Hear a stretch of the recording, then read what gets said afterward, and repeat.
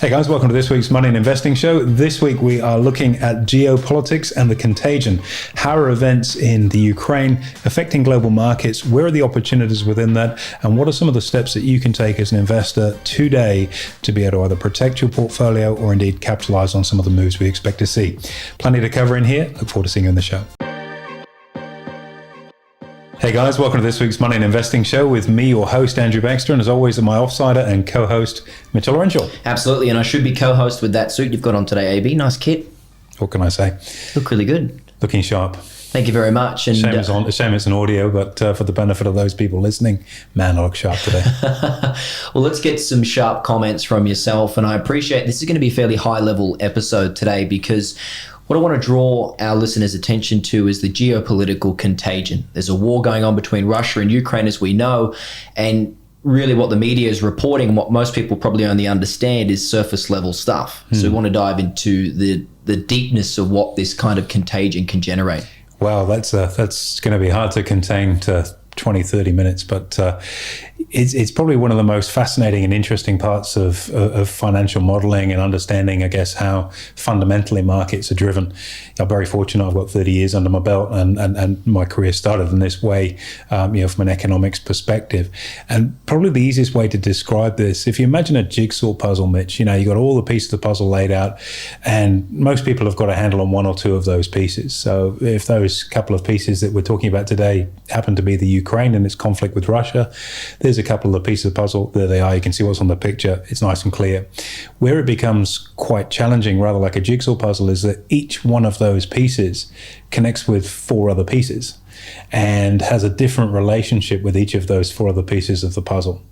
And once you work out what that relationship is, you can put them together. The only challenge you then have is that you've got four new pieces that are interconnected with another four pieces of different types of information. So something that's working on at a base level that's very, very obvious becomes very complex very, very quickly when it comes to understanding the nuances, if you will, of how financial markets are connected. So I'll do my best to try and keep this straightforward. I certainly hope it doesn't come across as condescending. I wouldn't insult your time and waste your time or mine by doing that, but certainly trying to make this a little bit more simpler gives people perhaps a little bit more confidence in knowing why things are happening. And that's something that's very, very important when it comes to your trading decisions. Absolutely. You need to know what's going on and why it's occurring so that you can make a decision. So on that note, AB, to jump in, we talk about cause and effects.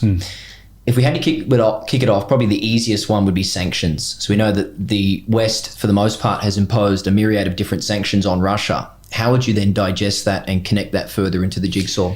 Well, the big one, I think, is on foreign currency reserves. So I think the number was something in the order of about 350 billion of foreign currency reserves, which currently are frozen and not available to the Russian government. The effect of that means that your offshore money, your reserves that you've maybe got squirreled away, with Chase or JP Morgan or whomever it may be around the world, you no longer have access to. So if you want to pay for something, and it's, for example, in US dollars, you've got to pay for that out of what's left in your piggy bank, so to speak, that you might be holding domestically.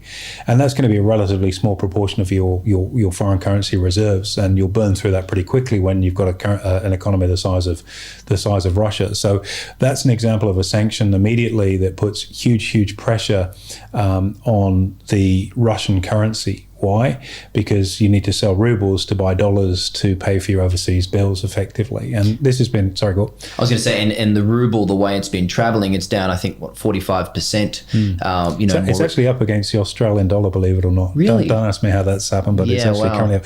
But yeah, it is devalued significantly. It's down sort of 50-60% against the US dollar, which means now that pile of money that you had buys you far less in the world market. So there's an effective way of putting a lot of pain on an economy very, very quickly by effectively devaluing your local currency.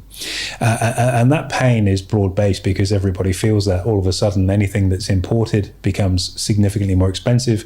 We think we've got inflation here in Australia, but when your effective cost of living has just doubled overnight, that's a substantial rise in cost of living. That's something that's a big pain factor. That's why it was introduced to sort of, on the West's part, push some of the pain of the political decision-making down to generate some level of, I guess, political unrest and pain at the grassroots level in the economy. So it's pretty serious when things like that happen. Secondly, financial markets in particular, Russia, like any country around the world, has got debt, which it's borrowed from overseas markets, and there become what's called a coupon payment or interest payments on that kind of debt. And again, that debt repayment would more likely be either in euros or US dollars.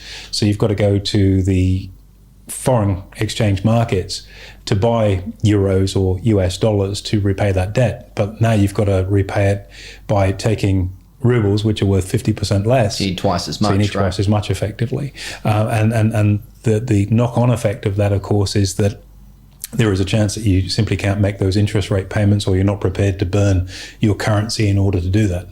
Now, there was a coupon payment due from Russia just recently, and I think it was in the order of a couple of $100 million, if not billions, to the US, I believe, in US dollars. They managed to pay it. But if we take the scenario fast forward a couple of months where they can't make a coupon payment in an overseas market on a bond, what would then be the effect on the Russian economy? Effectively, what would happen, that could be a default rate. Or default event, and we saw something like that happen with Evergrande in China, the construction company, a couple of months ago, and they just put their hand up and say, we don't have the cash to pay for it, and effectively that type of default means that you sit around the table and negotiate, all right, what are we going to do? We're not writing the money off. Let's just work out what's going to happen. It's not much fun.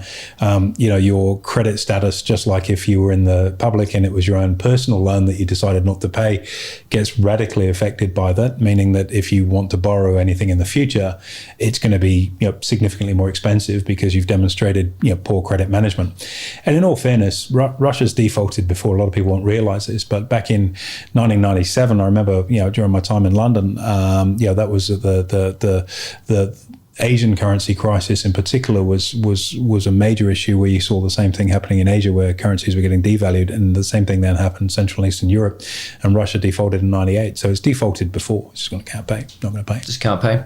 So how does that then affect your default risk and the premiums that go with that? Yeah, anything in financial markets you can insure at risk. We use put options, for example, to protect some of our positions in equities. You can protect as the lender against those sorts of events, credit default swaps and things of that nature, which are quite hybrid financial instruments. CDO is another one. These were all really the cause of the GFC. The Big Short is a great movie to watch for that. So, you go back sort of 15, 16 years ago, these were at the epicenter of what was going on in that particular instance then. So there are ways that you can insure as the lender, but it then makes it prohibitively expensive to do business.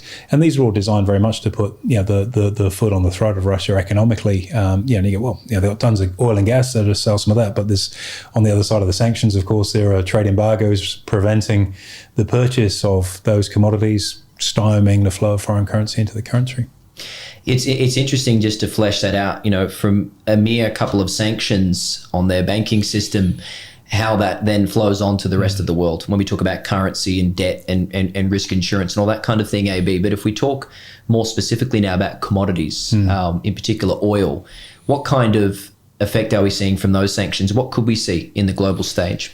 Oil, we spoke to a few months ago now, in terms of the biggest risk is on the supply side, and that was without geopolitics. Obviously, now you can add a good measure of geopolitics into the mix, and hence why we saw oil prices charge up in the way we did.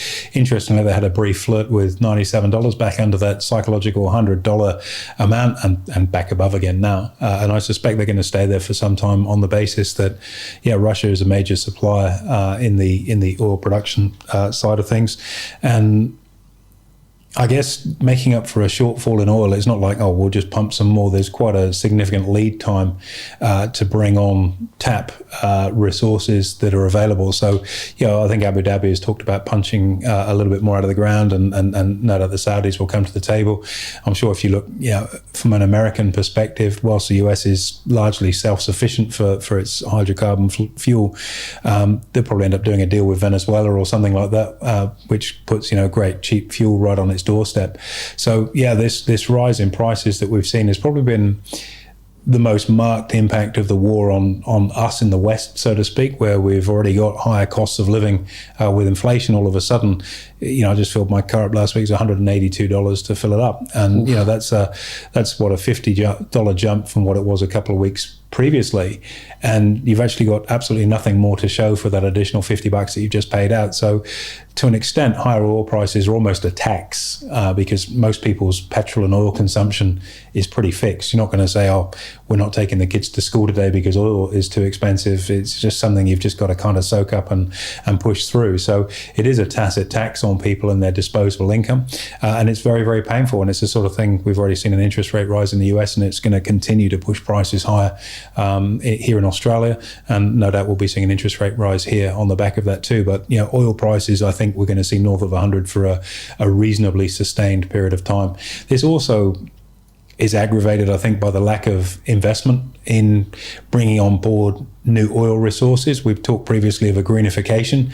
It's very, very hard for public companies to go to the marketplace and say, oh, we've discovered a new oil reserve and we're going to start pumping it, because it's fairly unpalatable in terms of the broader sort of ESG filter that people look at through markets these days. And so that investment really hasn't been that strong either. And now is an example where you really needed that investment 5-8 years ago to have those reserves to better pump them for such a crisis that we're seeing. It's sad, and to hear you say that it could stay above $100 a barrel is crippling. I filled up my car on the weekend, $140, used to cost me $80. Yeah. So ridiculous. What about metals and grains, AB, on that as well? Sure. Well, I mean, metals, like if we take, for example, what we've seen with gold and the like, gold has been a safe haven asset in the past during crisis, and we've spoken to this previously, that hasn't really been the inflation play over recent years. Maybe crypto has eroded some of that, and to an extent, I think the uncertainty in the Ukraine has probably had a negative impact on the crypto markets, given so much of it is mined there. So I think gold is likely to have a further run up. It's a safe haven asset for maybe if you're an oligarch and you need to park your cash into something that's not that easy to confiscate. Just don't load it in your private jet and land in America. So they confiscated a couple at the weekend doing that. So I can see gold probably having a reasonably sustained period here, more than anything as just a risk hedge. Where the real price hikes and I guess price discovery is an issue is in the grains markets. The Ukraine and Russia, between them, are about 30% of the world's wheat production, something like 25% in the corn and barley space. And that's an enormous amount of production to take out of the grains industry. What can you expect to see on the back of that? Well, you're not going to expect to see a softening of demand because, in the case of wheat, it does go into the foodstuffs, and people aren't going to eat less food because grain has got more expensive. In the case of corn, corn isn't so much used for food these days, or at least human food. It's used for feedlot for animal production, so particularly beef production in feedlots, and also, of course, ethanol as a biofuel. And with fuel prices and all over $100 a barrel, the case for ethanol and biofuel is actually pretty strong. So you can imagine more corn sort of getting siphoned into that pathway, if you will, putting a lot of price pressure to the upside on the grains markets in particular. And again, it's not, we'll just grow our own. If you're in the situation where you didn't have enough grain, it's unlikely in your bachelor pad that you can have a window box with some corn growing out there that you're going to, mill and turn into bread or flour or whatever it may be. It's not something that's that easy to replace. And also the timing center around grain production is pretty fixed too, because it's driven by the seasons of nature. So there's a window for plant and there's a window for harvest. And if you miss those windows, you're not growing corn or wheat particularly this year. You might grow some, winter wheat or red barley or whatever it may be later in the year, but you're missing this particular cycle. And, if you're a farmer in the Ukraine, getting the tractor out of the barn and planting some seeds is probably not not high on that list of your priorities just at the moment, given the, trauma that the country's going through. So you can expect a serious supply shortfall, which means demand not going anywhere and significantly higher prices for grains. And what that basically means for mum and dad at home is higher prices at the supermarket for their food, which we've already seen over the last few months. Yep. Out of control already. It is a warm-up act. I happen to be in my local IGA to pick up some bits and pieces at the weekend, and it's the first time I've probably been shopping for a little while, and I was literally blown away looking at some of the prices for foodstuffs and where they're sitting right now. Absolutely extraordinary. And I think this is really the beginning. It's not, we're tapped out, that's as high as it's going to go. This really is the start. And that's something that's going to cause significant financial stress for a lot of households. Think about your fuel for your car, food for the house, putting electricity on, all of those things will become more and more expensive than where they're sitting right now. Add to that higher mortgage rates too. It's got the potential to be a fairly challenging time, I think, for the consumer globally, particularly here in Australia. We've already got inflation happening, and I think we're going to see a lot more of that. That said, relative to what our friends in the Ukraine are going through, it's not that big a problem. It's painful, but it's not like getting your house bombed, is it? So to catch you off guard here, AB, and I appreciate this may sound a little bit counterintuitive, is if we're paying more for fuel and grocery prices naturally due to what's going on, do we necessarily need an interest rate hike here because your spending's already being controlled by virtue of that, right? It's an interesting one, isn't it? Now, if you're the Reserve Bank, your job is, inflation isn't prices being higher, it's the rate of change that you've got to manage. And you can argue, as the RBA has, for quite some number of months now, that this is transitory. It's not transitory, it's structural. Fed Chairman Jerome Powell in the US tried to make that comment and then quickly backtracked. And if you think about the Fed, the US, they raised interest rates, this month, 25 basis points, 0.25%. And I think looking at the economic data, they've probably arrived at the party 4 months late.